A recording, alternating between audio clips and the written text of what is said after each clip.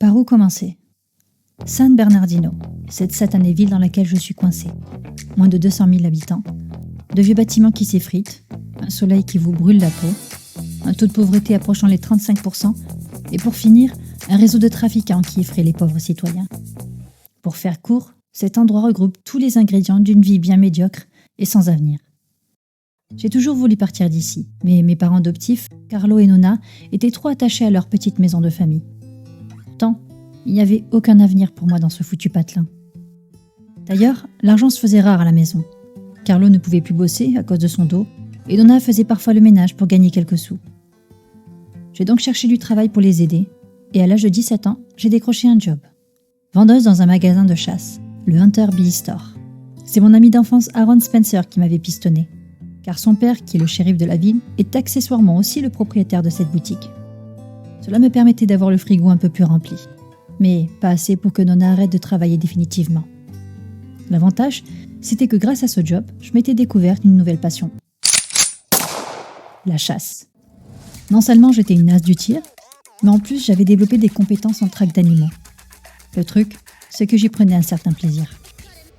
Ça peut paraître cruel, je l'avoue, mais on a tous nos dérives, n'est-ce pas ?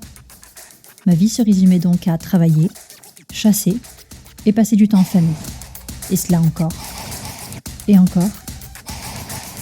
Et encore. Une routine bien rodée, jusqu'à ce fameux appel. Nonna ? C'était pas normal. C'était toujours moi qui appelais Nonna, jamais l'inverse. À l'autre bout du fil, un médecin. C'était l'hôpital de Castelrau.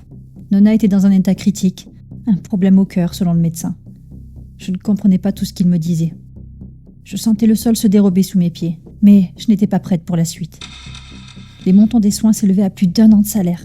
J'avais pas les moyens. Pas d'argent, pas de soins, me disait le docteur.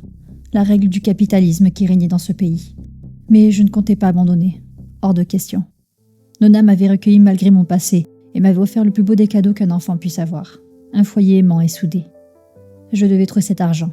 Et très vite. Avec Carlo, on décida d'aller à la banque, avec l'espoir que les petites économies qu'on avait faites suffiraient à payer ne serait-ce que les premiers soins.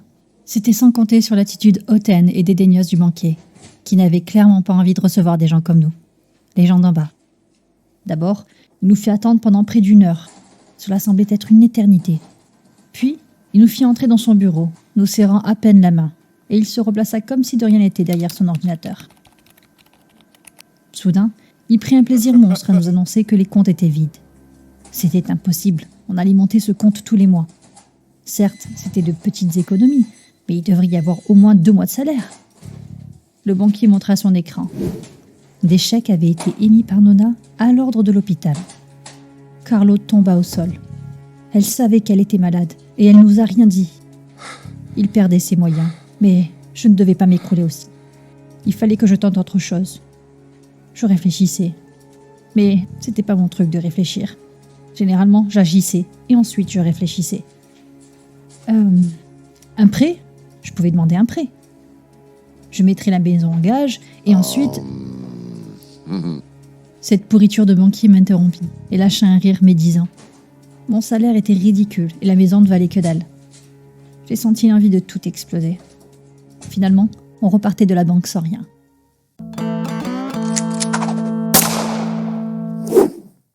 Pendant que Carlo retournait au chevet de Nonna, je me dirigeais vers le Hunter Billy Store. Il fallait que je parle au shérif, le père d'Aaron. J'avais besoin d'une avance sur salaire. Après tout, j'avais toutes mes chances. J'étais une excellente vendeuse. J'avais refourgué un fusil Beretta 400, le plus cher de la vitrine, à un client de la ville. Je suis plus tard qu'il avait été utilisé pour menacer l'amant de sa femme. Mais honnêtement, quand on vit dans un milieu où l'argent contrôle tout, on se doit de laisser sa morale au fond d'un tiroir. La réponse du shérif Spencer ne fut pas celle que j'attendais. Impossible. La crise avait frappé 1 an auparavant et c'était un miracle qu'il me gardait encore dans le magasin. J'enchaînais les refus. Honnêtement, je finissais par perdre espoir. Quand soudain, en sortant du Hunter Billy Store, bingo! La solution était sous mes yeux depuis le début. Vendre ma caisse. Je le faisais à contre-cœur, car c'était un cadeau de Carlo pour mes 17 ans. Mais ça nous fera gagner peut-être du temps. J'allais donc rejoindre Archie, le garagiste au Brody Auto. Only on 105.3 Classics. Archie, c'est comme un membre de la famille. Je le connaissais depuis plus de 9 ans. Nos liens se sont rapprochés surtout à la mort de son fils, tombé dans le cartel de la drogue. Quand je lui ai expliqué ma proposition, il hésita. Ma voiture ne valait apparemment plus grand-chose. Mais j'insistais. Il alla inspecter de plus près la voiture, ouvrit le capot. Je n'avais jamais autant prié de ma vie, pourvu qu'il accepte. Et c'est ce qu'il fit. Mais je pense que c'était juste pour me rendre service. Peu importe. Quel soulagement. J'avais une petite partie de l'argent, mais il me restait encore à trouver les 3/4 pour compléter la totalité du traitement. Avant que je parte, Archie me suggéra d'aller voir un prêteur sur gage en ville, un gars qu'il connaissait bien. Peut-être pourrait-il me prêter ce qui me manquait. Je ne me souviens plus du nom du bonhomme, mais la boîte s'appelle Le Pont, avait-il dit. Je le remerciais du fond du cœur. Je cherchais dans l'annuaire le nom du prêteur sur gage. Putain que la ville devait aller mal, car il y en avait plus d'une 50aine. Les gens sont dans la merde au point de mettre en gage toutes leurs affaires. Bref, je me rappelais du nom, et je cherchais à la lettre P. Il n'y en avait que 2. Prêteur sur gage du Pont, prêteur sur gage du Pan.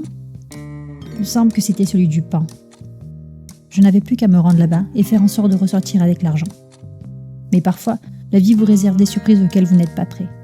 Et le chemin que l'on emprunte peut être malencontreusement différent de ce que l'on croyait, et finir, comme un pont fragile, par s'effondrer sous nos pieds.